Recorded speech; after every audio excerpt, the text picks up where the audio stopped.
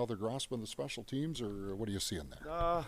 Yeah, well, I'm not sure about 2 units, but like, 'cause it was a third unit too. So No, I just meant the PK. Oh, I'm between sorry. The PK and the power. Yeah. No, sorry. Yeah, it's first day. There's a lot of teaching, a lot of kind of first time through some of our things that we wanted to change up. This time, I thought it was a lot smoother.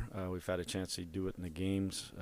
There's a lot of good video that both Davis and Dean showed before practice of us executing some of the new things that we're implementing, and yeah, that was good execution. I liked a lot of what I saw. I know Adam had mentioned he was really impressed with the entries, and we asked him what he saw from the captain's perspective. But from the seats, is the rotation coming along at a clip that you like as well, and that Davis is happy with? Yeah, you know what?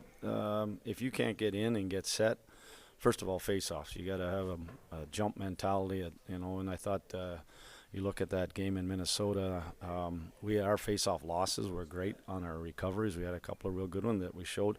That's the starting point. If you lose it and it goes down the ice, the next thing is you got to get into the zone and get yourself ready to go. And if you're spending all your time breaking out, obviously it's not very advantageous to be on the power play. So our execution has been, and our detail on our entries has been really good. And so far, we'll see again when we get into Wednesday's game how it looks against Calgary, and keep working on that.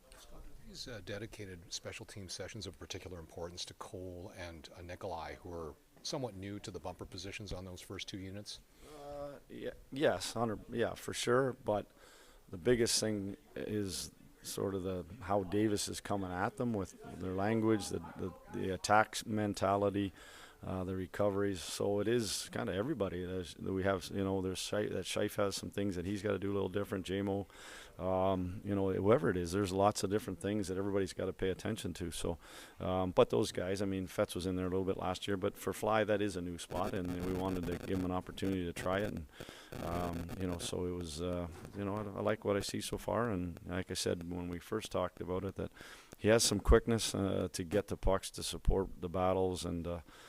To kind of help us in that slot area with that quick shot. So so far so good. We'll see them on Wednesday night and see how it looks again. With Scheifele and Connor, maybe doing some penalty kill work, is that also kind of signaling that the second power play unit will get more ice time? Because, if they're killing penalties, they can't be playing the full 2 minutes sort of thing? I think there is a little bit that, but it also kind of creeps into the 5-on-5, right? Okay. Because if they're out killing penalties, then their 5-on-5 minutes will probably end up dropping a little bit. So it kind of balances in a little different areas. You're right, in the second unit maybe go. But the biggest thing is that everybody going through these reps and everybody, getting opportunities, that there's lots of times, and it happens a tremendous amount of times, where your top people draw the penalties, and they might have been out on the ice for 30 or 40 seconds. You have to have the confidence to throw that second unit out and them to go out and start the power play off correctly. Mm-hmm. Do it right. Break down the opposition's penalty kill early, maybe not score, but now our first unit comes out, and there you go. Now you got the other team on their heels. So there's both 5-on-5, the ice time changes, but also with the specialty teams. Scott, there's a lot of debate going on because we've seen a number of star players get hurt in the preseason. The risk-reward of maybe playing stars in preseason games. The idea is the preseason too long. Where do you kind of fall on that? Guys can get hurt obviously anytime. The 2 injuries you have on your team weren't game-related injuries, right? So is it just kind of par for the course? You take that risk? You know what?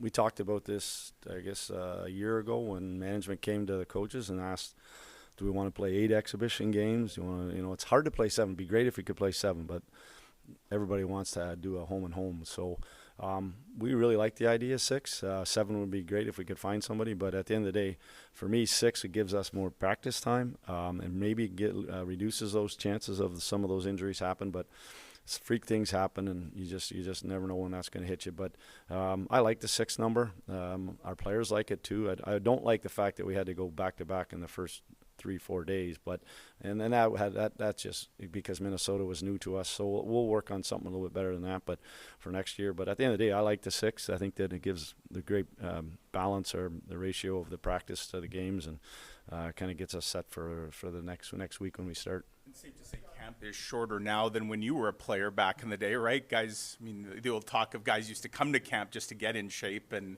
it would go on a month? And they used to do the 2-a-days, throw the wet equipment on. Yeah, so no, this is get up and go. Like you're playing usually you're playing the third day in, and you've got to be in top shape, or it's third or fourth day, and you got to be ready to go. And these guys are 12-month of the year athletes. They're working out all the time. In our day, we didn't, not so much, you know. It sounds like you've emphasized competitiveness and intensity a lot. How's that looking so far?